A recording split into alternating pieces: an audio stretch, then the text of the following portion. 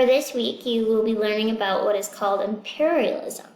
All right, you're going to be understanding what it is, what that word means, what it looked like, why it happened, and kind of some effects that were happening on it.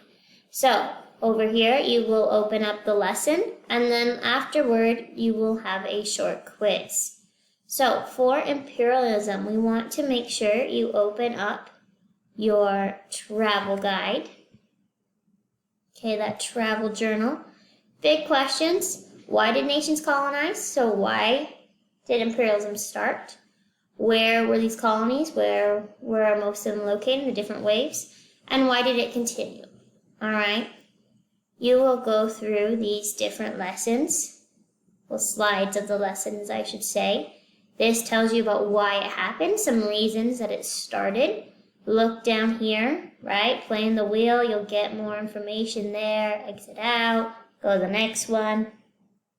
You'll want an understanding of all 5 of those that led up and were a piece of that ring of imperialism.